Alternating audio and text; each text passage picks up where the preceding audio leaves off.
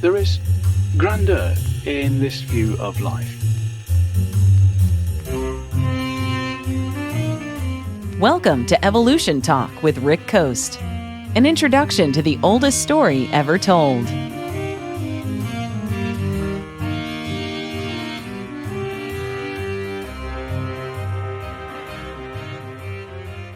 Her name is Dolly. 7 months old, she may not be the monster imagined in a science fiction fantasy, yet the cuddly Finn Dorset lamb may represent a major landmark in the history of genetic engineering. On an ordinary farm in Scotland, scientists say a clone was created from a single cell taken from the udder of a sheep. The embryo was then implanted in a surrogate, making an exact genetic copy of its so-called mother. Scientists hail it as a triumph for research in aging, medicine, and genetics. 26 years ago, the world was introduced to Dolly. She was born on October 5th, 1996.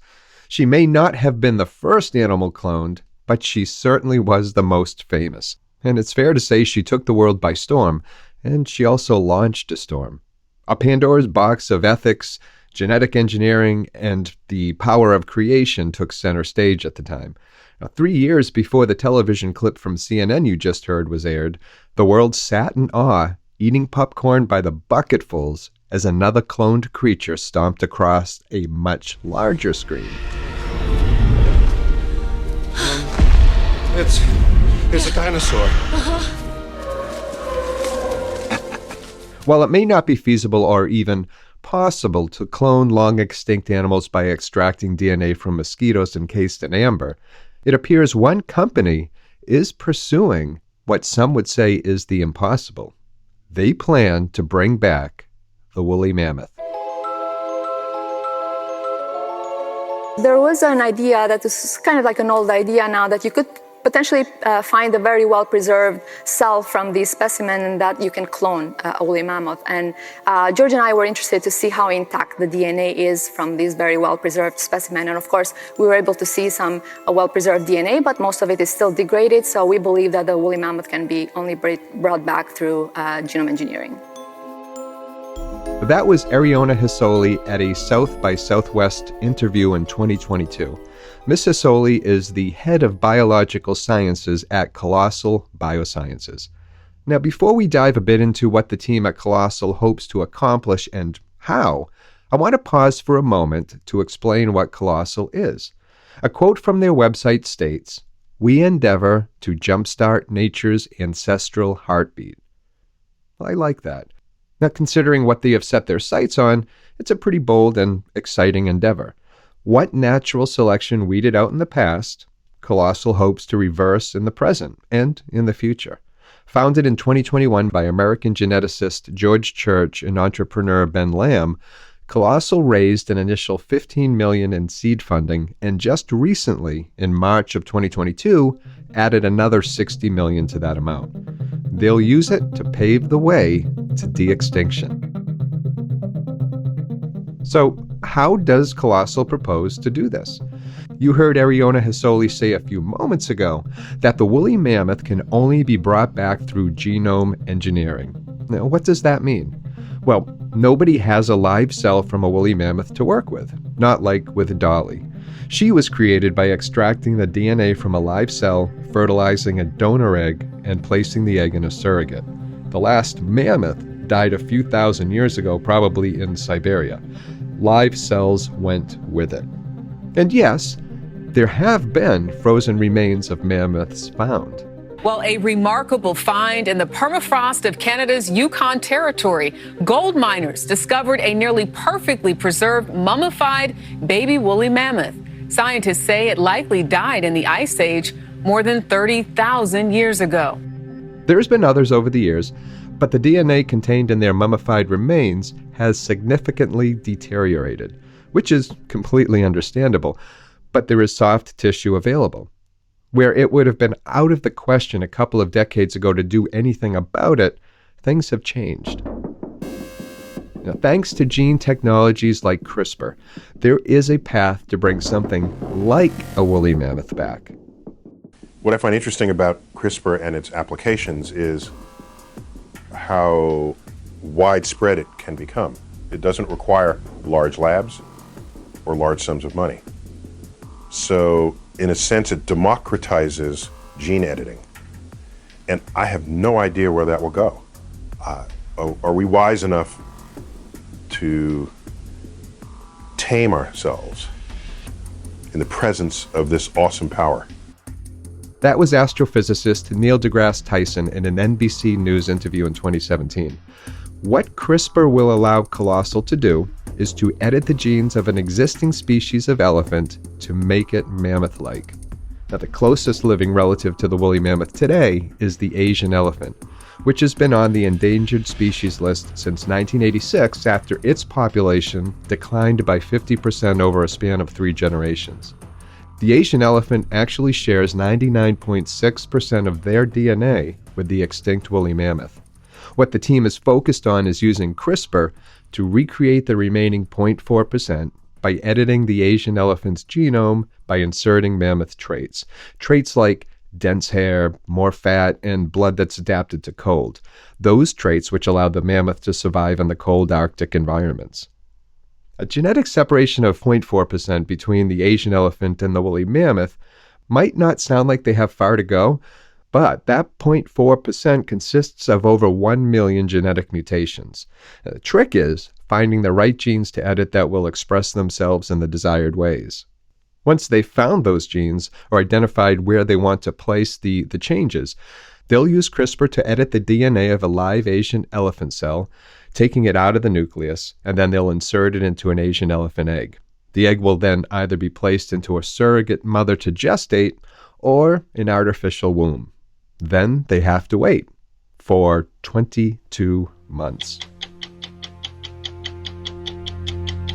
One other cool thing about the woolly mammoths is that there are a ton of specimens trapped in the permafrost, right? So we actually can not only sample multiple of them, but also across time, so we can understand their evolution. And on top of that, with the genome engineering tools that we use, you can actually introduce genomic diversity. In addition, Colossal is very, very interested in preserving the genetic diversity of the elephant populations before they disappear as well. And so we can learn from what consists of thriving, successful a herd of elephants even before we actually get to the woolly mammoth. So understanding more of what is the right biodiversity in these extant populations will actually help us dictate what could be a thriving pool of genetic diversity in the Arctic elephants in the future. Now, while they're waiting, the team at Colossal won't be sitting around like a bunch of expectant aunts and uncles to see what happens. They'll also have their sights set on bringing back another extinct species, one which they won't have to wait for 2 years to see the results. The Tasmanian tiger could be brought to life if a groundbreaking Melbourne research project is successful. Scientists are working to introduce the species back into the wild 86 years after it was declared extinct. You might be asking yourself out loud whether or not we should even be doing this. What are the consequences of bringing back a species that hasn't been part of the ecosystem for a few decades, as with the Tasmanian tiger, or tens of thousands like the mammoth? Nature has moved on. De-extinction aside, there are examples, really recent ones, of animals that have been brought back into the habitat they once thrived in. In 1995, the gray wolf was reintroduced into the Yellowstone National Park ecosystem. That's after they were all hunted and killed back in the 1920s. With the wolves gone, the elk population around Greater Yellowstone exploded. More elk meant overgrazing, land degradation, and starvation. Since bringing the wolves back, the elk population has leveled off. But there have been some surprises too. Beaver colonies have thrived. And why? Well, that's because the large elk population ate the willows that beavers needed to survive. Cut back on the elk, and the beavers bounced back as well. More willows also brought in more songbirds. The beavers also, by creating dams, changed the course of some of the rivers and waterways. It's a massive ripple effect. So, what does the team at Colossal hope to achieve with bringing back the mammoth? Is it only a case of, well, because we can? Well, not at all. They hope to see similar results with the reintroduction of mammoths into the Arctic. It's been estimated that the Mammoth steppe ecosystem was very, very biodiverse and very rich. And this vegetation was supported by this megafauna and a lot of animals. I think it's essentially, I think it was calculated by the Zimovs to be about a ton of biomass into 1 square kilometers. And so that means that you need to actually megafauna to trample and to actually provide nutrition as well for these grasslands that support this faster cycling ecosystem, and therefore getting rid of the deciduous coniferous trees that can actually creep up. So in order to be able to do that, you need to introduce large megafauna that can do this. Obviously, you can use a tractor that's been tested in the Pleistocene Park as well, but you'd want something that is a little bit greener. Will there be unintentional effects? Well, I'm sure there will be. Perhaps, as with Yellowstone, those effects will be positive. We may see the Arctic tundra brought back to the grassland state it once was thousands of years ago, as Colossal hopes. Only time will tell.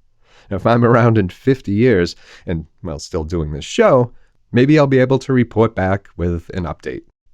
Until then... More than 80 years have passed since the last Tasmanian tiger died in captivity, but that hasn't stopped a steady stream of reported sightings across the state's forests.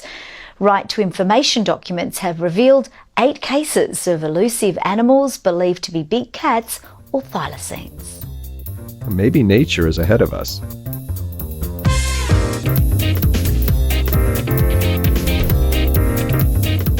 I hope you enjoyed today's episode of Evolution Talk.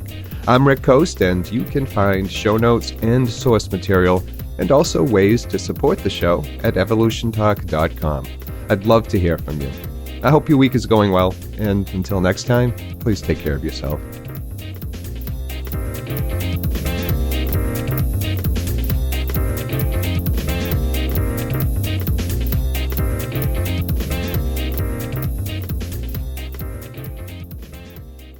Evolution Talk is a Rick Coast production.